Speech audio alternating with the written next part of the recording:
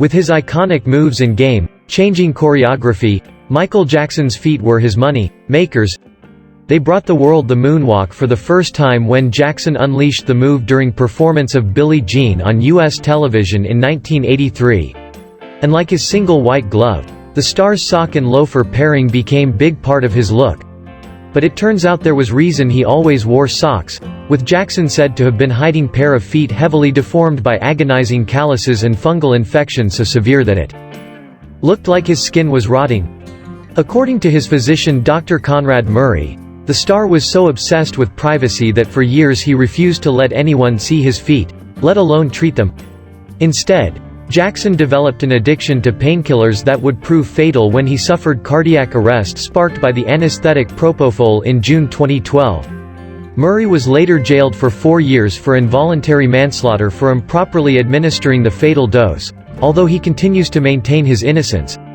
Describing Jackson's feet in his 2016 autobiography, "This Is It," Murray wrote, "They were covered in calluses, and had an advanced chronic fungal infection. It turned out he always wore socks because he was so ashamed of the way his feet looked. I suggested he needed podiatrist. Day after his feet were treated, he was amazed he could walk and dance without pain. Later prescribed anti-fungal medications to clear the infection. It was complete success. Meanwhile, personally administered regular lotions and massages to remove the rough skin." The fact Michael's feet, something critical to him, were in such poor condition was sign not only had he neglected himself but those around him were not keeping close eye on his well-being. Meanwhile, Jackson's feet weren't the only secret the star apparently kept. According to friends of the late singer, his high-pitched voice was actually fake, with some claiming that behind closed doors he spoke with deep voice. As the story goes, his softly spoken manner was direct result of his father Joe allegedly forcing him to undergo chemical castration when he was just 13 in bid to delay puberty and keep his singing voice high.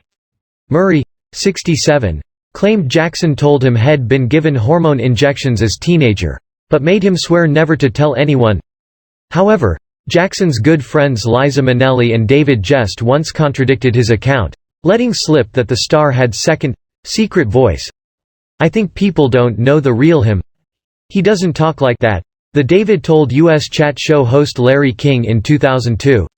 Like everyone else, Liza believed his high-pitched tone was real and said she got shock when she picked up the phone one night and heard him talking to husband David in his real voice. "I said, Michael, you're busted. Got you now. All these years you've been talking that voice," she recalled. So what was his real voice like? In 2005, Court TV's Diane Diamond said Jackson actually had big, deep sound. "Somewhere in there. Especially if you bring him bad news or if you make him mad. His voice gets very, very deep," she told Access Hollywood. "I was there one day when someone asked him about Gloria Allred. The attorney that has sort of dogged him and turned around in one foul swoop and said she can go to hell in this big, deep masculine voice."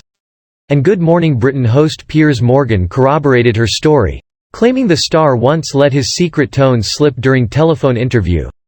He said, "The weirdest thing about Michael Jackson, which encouraged my suspicions about him as human being, was that when he talked about charity and children he had this very soft, high-pitched voice. When changed the subject to business his voice dropped several octaves and he became completely different person to talk to. That was weird to me.